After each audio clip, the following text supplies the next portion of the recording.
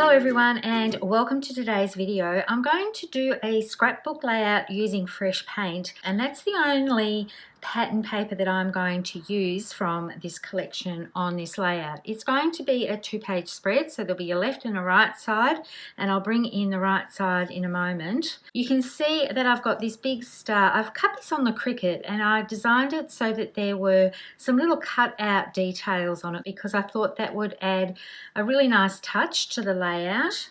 And then the same size star goes over top like this with the drips, and I'm just working out exactly where I want to place things. I've got a photo mat here that I'm just going to use with black cardstock, and I've cut some pennants out as well on the Cricut, and I think I'm going to have those coming off like this. This one has a star cut out of it. Now I haven't cut another layer because I'm going to position it so that it goes over top of the black, not so that there's a piece sticking out there, because that looks just a little bit strange, I think. So I'm going to have that down here, and then my photo mat possibly about here.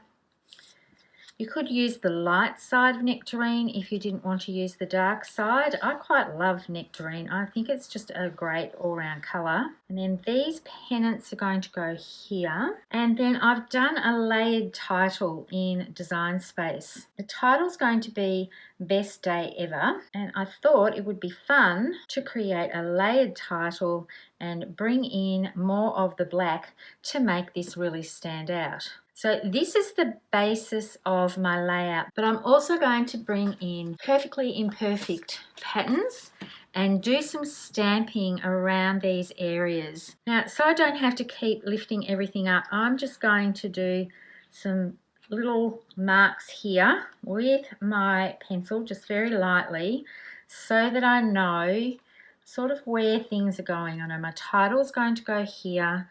My stars are around this section here.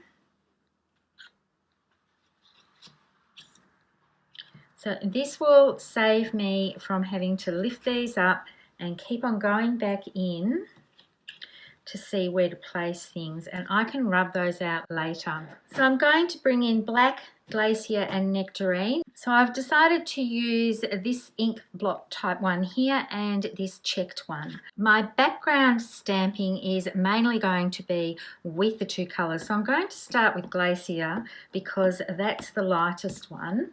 And I've just brought in some copy paper to make sure that it's all stamping up properly.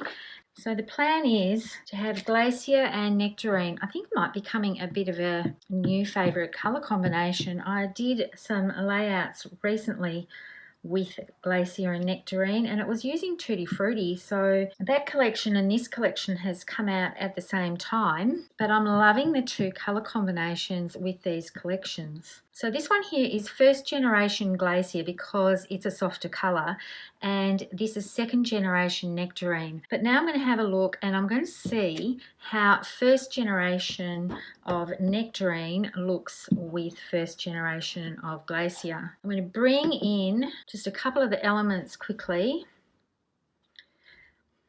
And I think I like the second generation of nectarine better. And then I thought what I would do is bring in this grid pattern, but I'm not sure if the black is going to be too strong on top of it. So I'll have a little look and see if I like that, or if I want to stamp off and stamp again. And I think I prefer second generation with that as well. The first colour I'm going to ink with is the glacier. And as I said, I'm going to do first generation for glacier, and I'm going to spread this around, rotating the stamp in areas across my page. So I can see where everything is going. I'm making sure that I'm getting some for under the title, some for under the star, and also some peeking out where the photo is. And I think I'll put another one here. I don't want to go too crazy, but I think that's going to be enough. I'd rather go less for now and then bring more in later if I feel like it needed it. So now you can see I'm going in with nectarine. I'm doing second generation. I'm rotating my stamp each time, so rather than stamping this in the same direction, I'm going a little bit different with the pattern so it doesn't look all too matchy-matchy. Oh, and I dropped my stamp right on camera. Well, we're just going to go with the flow and embrace that. These things happen. So now I'm going to bring in some more glacier down there to balance that off, I think, because I don't want two nectarines together. Our blocks do have a place where you can, it's a little indent where you can hold the block, and really I should rotate it and hold it there all the time because that would stop these sort of accidents happening.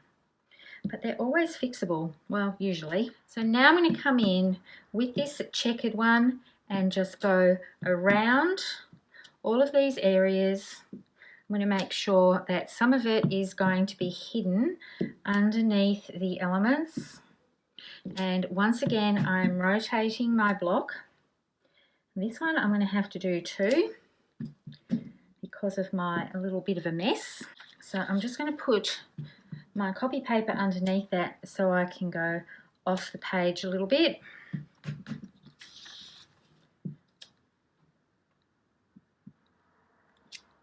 So now I'm bringing back all of the elements so that I can see how things look on the page and if I need to add anything else to it.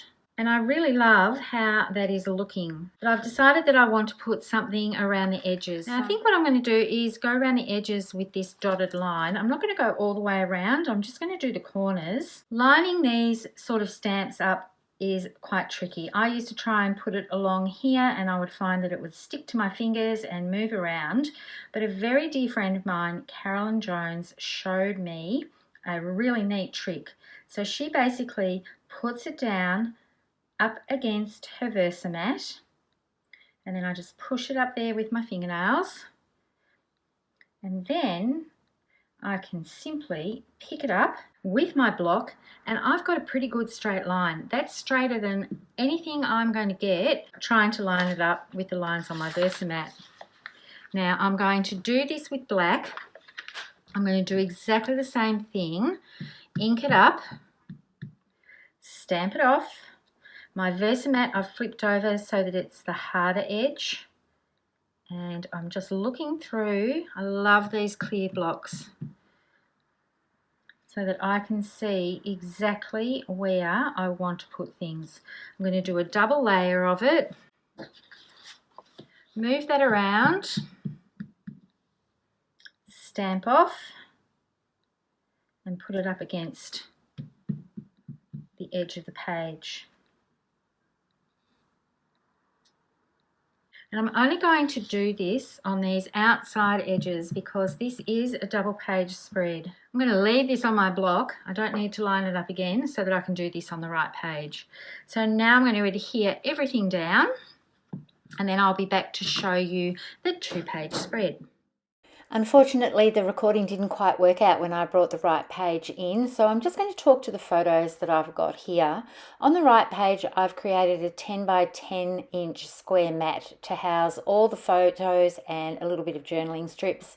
You can see I've got a star element that I've layered with the printed paper and nectarine on the right side of the frame, and I've stamped some of that grid pattern on top of the star, and I've repeated the stamping with perfectly imperfect patterns with the nectarine second generation and the glacier with the ink blot type stamp from that, and also the grid pattern as well, exactly the same way that I did on the left page, as well as the top right and bottom corners of those with the little stitch detail. I've brought in some black acrylic stars to add a few little embellishments to the page, and I've also brought in a black acrylic bracket to frame out the left side of the Best Day Ever title. I'm really happy with how this looks, even though I did a bit of an oops and dropped a block on top of my layout. It all worked out quite well in the end. So I hope you've enjoyed what you've seen in today's video. I have some still shots with some close-ups coming right at the end of this. Thank you so much for watching. Happy crafting and bye for now.